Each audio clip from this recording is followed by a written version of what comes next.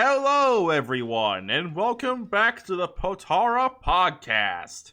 And today we'll be covering our first My Hero Academia What If for this channel, titled What If Deku and Shoto Were Twins? And this first part will be covering from the events of Izuku and Shoto's childhoods to the end of the entrance exam arc. And so I'll go ahead and give this series a like goal. So let's try to hit 50 likes if you want to see this continue and possibly give the green light to other My Hero Academia What Ifs. Also, if you like the content, be sure to subscribe since it's free, and if you feel the content is no longer for you, you can always unsubscribe. Also, I'd like to announce that I have a Patreon where you can get early access to both of my channel's content and get access to my supporter exclusive series titled What If Ash Won the Johto League. Now, enough of the shameless begging. Let's get started. We begin our story around a few months before Shoto was born, with Rei and Enji being rather surprised to learn that Rei was pregnant with twin boys, with Enji thinking that with these two, he may finally get his perfect hybrid. A hero with both the power over fire and the power over ice.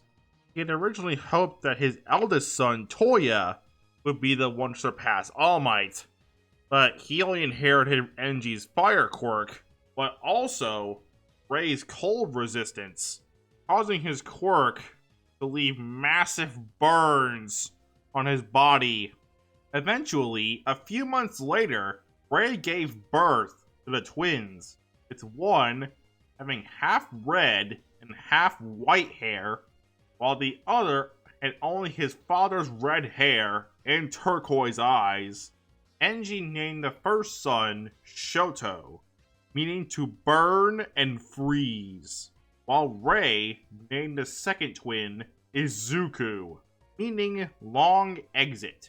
With the twins being born, Enji is glad to finally have his hybrid, and hopes that seeing that Shoto has the quirk Enji wanted will make Toya give up on his dream of becoming a pro hero. Enji also wonders if Izuku will also have the desired fire and ice quirk as well. However, after Toya learns of the news, this causes him to snap and attack the pair of infants. But luckily, Enji manages to stop him in time. This ultimately caused him to put in measures that Izuku and Shoto would be separate from the other siblings. That is, until about 4 years later, when we get Izuku's quirk analysis, where Enji is disappointed to learn that Izuku is quirkless, with Enji telling his son that while he respects his drive to be like him, he should give up his dream of becoming a pro hero, since, in his eyes, you cannot become a pro hero without a quirk. With Izuku bursting into tears after hearing this, and Enji then bans Izuku from interacting with Shoto so he can focus on Shoto's training. Rei then comforts Izuku, telling him that she'll take him out for ice cream to try and make him feel better. A few days pass, with Enji telling Rei that he has hired a person to watch after the kids while he's off doing hero work, and telling Rei to keep an eye on Toya, make sure he doesn't try and train. Izuku, still believing that a potential miracle could happen, he could just be a late bloomer, tries to desperately make fire or ice, but to no avail. Izuku eventually had to face reality. He was one of the very few people who would never develop a quirk. Later, Izuku is watching a program on TV about All Might, asking his mother if he could be a hero like All Might or his father, with Rei hugging Izuku and apologizing. saying if it were up to her, she would have had her quirk transferred to him. Izuku remembers that those weren't the words he wanted to hear from his mother. Izuku would still have his ambitions to try and get into UA. However, this would lead to Izuku getting bullied and ridiculed by his classmates. When Shoto was 5, he began training Shoto to use both his fire and his ice. But the training was harsh and detestable, and he was frequently pushing Shoto to his limits, to the point where he would end up vomiting, with Rei trying to defend Shoto, saying he was too young. But Enji refused to listen and ordered her to stay out of his way, hitting her for interfering. Enji would also prevent Shoto from interacting with his older siblings, along with his twin brother. Meanwhile, during this, Toya continued to train every day until eventually his flames turned blue. Shortly afterwards, excited to show his father how he had developed, Toya asked him to come to Sakoto Peak next time he had a day off. Enji, however, lifted up his shirt and saw his burn scars, angry that Toya had been training again. But his son was adamant that he was destined for greatness and determined to make his father proud of him. Frustrated, Enji ignored his eldest son's pleas and hit Rei for not stopping Toya, causing Shoto to yell at him and not bully her. Enji told his youngest son to stay out of it. Remembering the words Toya said to her, Rei confessed to her husband that she couldn't stop him. Enji, however, furiously told his wife that Toya was her problem now, and to deal with it while grabbing her by the collar of her shirt. Izuku would ask Rei to sign him up for martial arts, with Rei agreeing after seeing Izuku's determination, with Rei taking Izuku to a local dojo, where she signs up Izuku for classes 4 days a week after school. And it's during one of these classes where Izuku meets a girl with what looks to be a quirk that makes her hands abnormally large.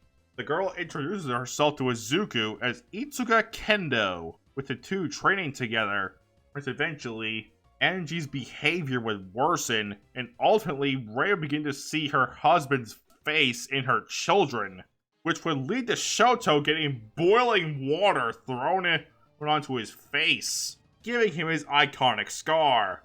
After this, Enji had Rei admitted to a mental hospital, and after learning this, Shoto angrily blamed him for what happened to his mother, promising himself that he'll become a great hero only using his ice. Not give his father the satisfaction of seeing him become a hero using his quirk. After Rei's hospitalization, Fuyumi would try to help Izuku pay for his classes the best she can, along with Izuku's allowance. Shortly after Rei's hospitalization, Toya went back to Sakoto Peak, expecting his father to come see his new powers, but he never showed up. This caused Toya to lose control of his emotions, and therefore his flames, resulting in a massive wildfire. Toya was believed to have been burned alive from the flames exceeding 2,000 degrees Celsius, since only a part of his lower jawbone was found at the scene. Izuku, being affected by the death of his eldest brother, decides to continue his own training to become a pro hero, starting with working out for 2 days and using 1 day for rest, along with practicing the martial arts moves. But during class one day, Kendo approaches Izuku and gives her condolences for the death of his eldest brother. During one of Izuku's rest days from his workouts and martial arts, Enji takes notice of Izuku's physique and asks if he has been working out. Izuku telling his father about his martial arts classes and his workout routine, as Izuku shows his new orange belt to his father. There's 9 years pass, and Izuku continues his martial arts training, along with his workouts, as Izuku obtains his black belt, and has formed a rather strong friendship with Kendo. Izuku and Shoto are at chorus on middle school, class with her teacher passing out some career aptitude tests, although he stops since he knows all of them want to go on the hero track. As the class starts using their quirks, he reminds them they're not allowed to use them during school hours. Shoto then says that he alone will surpass All Might, solely using his right side. As the teacher then says that Izuku wants to go to UA too.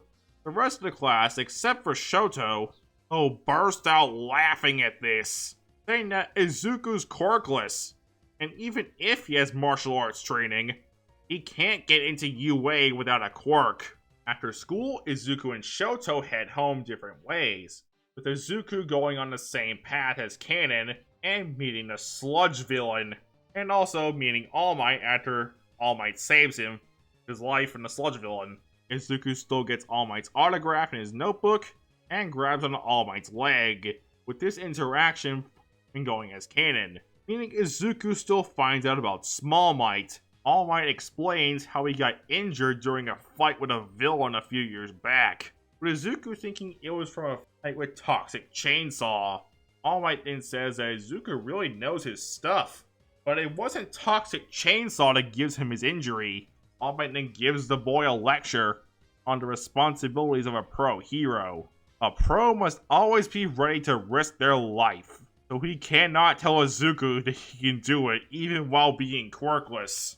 As he takes the stairs down the rooftop, he notices that the villain he had captured is missing, and there are explosions in another area of the city. At the scene of the explosions, Death Arms and other heroes are trying to fight the sludge villain, attempting to take Katsuki's body, but to no avail.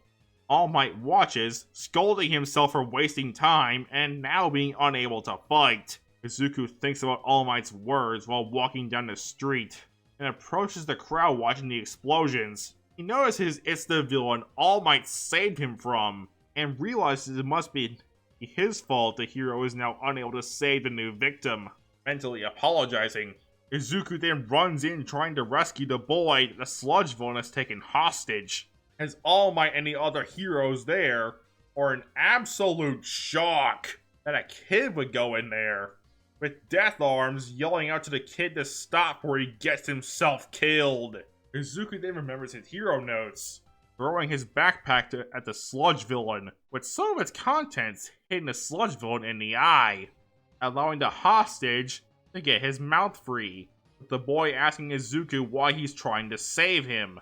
Izuku replies with, "I learned the hard way that nobody gets left behind," as this gives All Might the courage to step in, saving both boys with a powerful Detroit smash. Afterwards, Izuku is scolded by the pro, while the hostage, which Izuku learns is Katsuki Bakugo, is praised for his bravery and his flashy explosion quirk. Izuku heads home and All Might meets up with Izuku again, and says that the boy was the one that made the difference in the previous situation, despite being quirkless. That he did the same thing other top heroes had done before, moving before he could even think in order to save another person. At last, All Might tells a crying Izuku that he can become a hero. All Might then tells Izuku about the true nature of his quirk, titled One for All, and tells him that he has chosen the redhead as his successor. As All Might tells Izuku that he has 10 months to prepare for the UA entrance exam, as he has to make sure his body is strong enough to inherit One for All. As Izuku tells All Might that he's been working out and doing martial arts for almost a decade at this point, as All Might says to meet him at Dagobah Beach the next day, so they can begin their training. Next day, Izuku arrives at Dagobah Beach, as prompted, as All Might tells Izuku that they're going to spend the next 10 months cleaning this beach. A few months pass, and Izuku cleans at Dagobah Beach a lot earlier than in canon. Of course, this is due to the extra strength and his workouts. And during this time, Izuku asks for Yumi to help him design his hero costume, as the two work to have something similar to Izuku's costume beta in canon, just in a different color scheme. All Might congratulates Izuku on getting the beach cleaned up earlier than planned, as he pulls out a hair and tells Izuku to eat this. Izuku is a little weirded out by it, but All Might tells him that in order to get One for All, he has to consume some of his DNA. Izuku does this, because All Might tells him he shouldn't feel any changes for a few hours, so All Might tells Izuku to go home and meet him here the next day, so All Might can begin teaching him how to use the quirk. Next 5 months pass, and Izuku ends up telling Kendo that his quirk finally manifested after class one day, as Kendo hugs Izuku, saying that she's really happy for him finally getting his quirk. Then at dinner that night, Izuku decides to tell his older sister the news, as Fuyumi practically tackles Izuku in a hug, saying that she's so proud of him. And she says she'll give Natsuo a call and give him the good news, as Natsuo is happy that his little brother can follow his dream of becoming a pro hero. Izuku then meets All Might at the beach, as All Might prepares to train him to use his quirk, as All Might has Recovery Girl on standby, in case Izuku experiences any blowback from using One for All. All Might asks him to use One for All, as Izuku fires a 100% smash at All Might, shattering his arm in the process. Izuku screams in pain, with All Might trying to calm him down, as Recovery Girl chastises All Might for letting him fire off a full power smash. Recovery Girl heals up Izuku, although his stamina ends up being used up. So while Izuku is recovering, All Might tries to help Izuku control his output, with Izuku still thinking, using the same analogy of not letting the egg explode in the microwave, as All Might thinks that analogy is kinda boring, but it works. After Izuku recovers, he tries to use that analogy to control his output, allowing him to use 5% without hurting himself.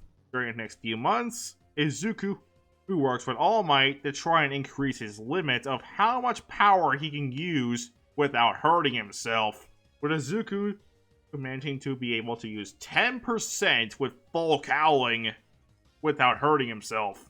Izuku figured out full cowling after Kendo told him he should be using his quirk like a natural ability and not a special move.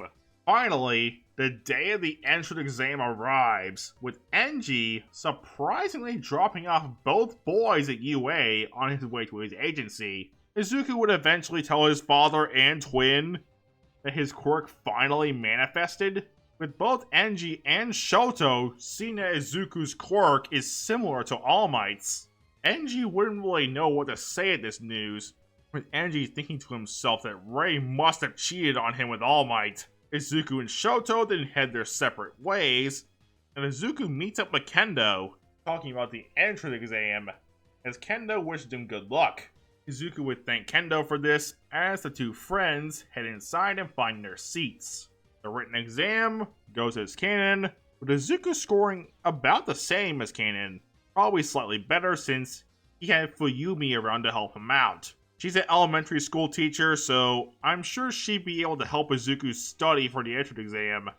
Now for the practical exam, where Izuku will perform much better than his canon counterpart, thanks to his martial arts training and being able to use 10% of One for All with full cowling without hurting himself, with Izuku being able to secure himself 40 villain points by destroying 5 1-pointers, 10 2-pointers, and 5 3-pointers, and managing to save Uraraka from the 0-pointer, for the same reason why he saved Bakugo, since he learned the hard way that no one gets left behind. The test would end as Recovery Girl comes to Izuku's battle area to heal any of the injured. A few days would pass as Fuyumi gets Izuku's and Shoto's acceptance letters from UA. With All Might letting the twins know, they both got into UA, with Shoto getting the second highest score of the recommendation students, while Izuku scored the highest in the practical exam due to the 60 rescue points he got from saving Uraraka, which makes his total 100 points in the practical exam.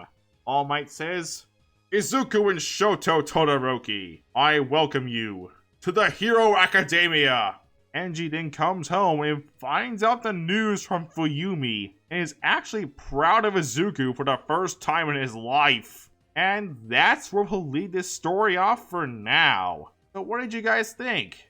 Let me know in the comments below. And also, be sure to check out the Patreon, where you'll get early access to all of my content from both of my channels, and a supporter-exclusive series, What If Ash Won the Johto League? Also, remember to join the Discord, where you can talk about what ifs, ask me questions, and even get help making your own content. The link is in the description. Now remember, 50 likes guarantees a part 2, along with giving the green light to other My Hero Academia what ifs. So I'll go ahead and get on out of here. Peace!